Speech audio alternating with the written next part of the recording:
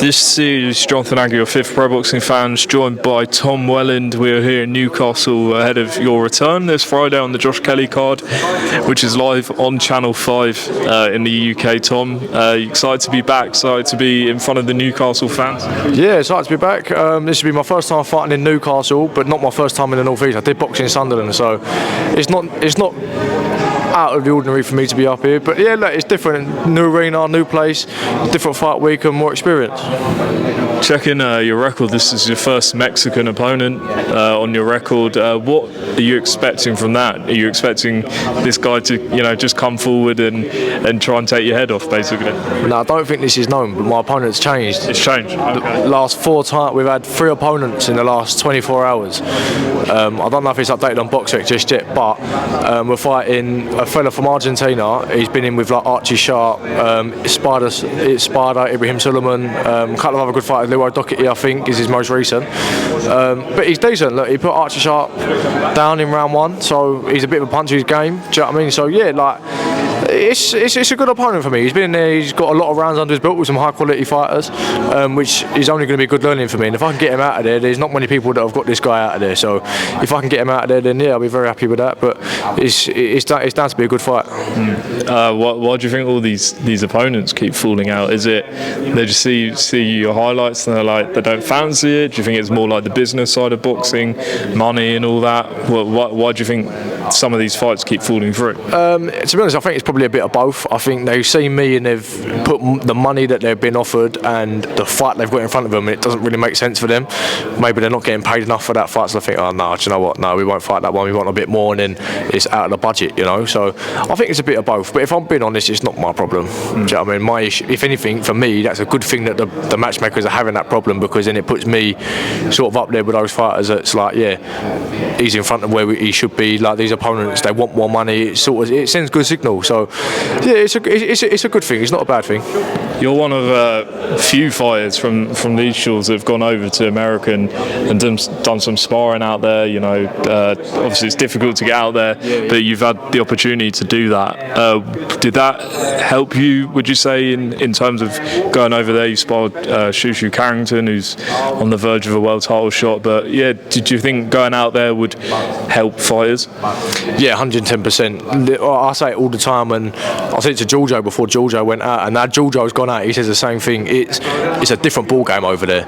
Like, it's over here, sparring is controlled, music's turned off, the gym sort of stops. Out there, you've got people shouting into rings, throwing bottles into rings, literally people fighting on the outside of rings while we're sparring. It's a completely different ball game. There's no such thing as a timer out there. It's just, you get in, you fight, that's it. Like, and whoever comes out, basically. That's literally what it is. So it's a different ball game, but in terms of boxing and being like rough and tough, yeah, it's the place to be, 100%. And when you go out there, you learn a lot about yourself, especially being here with fighters like Shushu, the way that they do things in camp and the way that they spar. I mean, like, whatever he's doing is working. He's fighting for a WBC interim, I believe, in the next couple of months. So look, whatever they're doing is working for them. And when we go over there, you realise that what we do over here is actually quite soft, and it's just a different ball game. So I'd urge as many boxers if they can to get out to America and just see it for themselves. But it's a great experience. It's definitely helped me out in terms of my camps and the way that I do things more. And it's helped out a lot of other fighters as well. Do you have any plans to go back out there? Because we saw, like you mentioned, Giorgio went out there, he sparred Campbell, and now they're talking about those two fighting. First of all, what do you make of all of that? Giorgio will school him. Giorgio schools him. Like, Curmel doesn't even like hard spars, let alone hard fights. All these spars you see Curmel in, it's people that should not be in the same ring as him, that have got in that ring, respecting him, and they're scared of him too much, and then Curmel just clips it and puts it on Instagram. Giorgio is not like that, and Giorgio loves a hard spar. Me and Giorgio sparred each other for about 4 years while we was at West Ham, and then we spar on and off outside when we're in camps now. But Giorgio will school him. Giorgio take him to school, and you'll see. I think Curmel is a fraud. Like, and I'm saying that with the most respect, but he's a fraud, and Giorgio will absolutely. You'll see that if they fight, you'll see that Curmel isn't the fighter that he comes across as on the internet, and Giorgio is. So if that fight happens, and do you want Curmel as well? The way sort of you're talking about him, do you want to get in there with him? Yeah, I wouldn't. Yeah, like 100%. I wouldn't mind a fight with Curmel. I don't think many people would take the fight with Curmel because it's Curmel. But yeah, I'd take the fight with Curmel tomorrow. Like, I'd have no problem. And same with Giorgio. Giorgio would take that fight with Curmel tomorrow, especially with all the sparring clips that's been going around and all the talk. But if I'm being honest, Giorgio will fight Curmel, and then the hype train will just completely die after that for Curmel, and he will just struggle to make fights because people just think, well, the money's not worth it, and to be honest, it's not actually that much of a good fight. There's better fights out there. So, but if Curmel wanted to fight with me, yeah, I'd have no issue with that. Just want to talk about someone, I'm sure you're a massive fan of, Manny Pacquiao, coming back against Mario Barrios. First of all, talk to us about your Filipino heritage, and tell us a bit about that. Obviously, I'm a proud Filipino British, obviously, but I'm a proud Filipino. I got invited to the Philippines embassy by the ambassador a couple of weeks ago. Went in there, had a couple of good conversations. No, it's good. But in terms of Manny Pacquiao, I mean, what is he? 46 years old now. As much as I love Manny Pacquiao, he shouldn't be in there with someone like Mario Barrios without having a fight before, I don't think.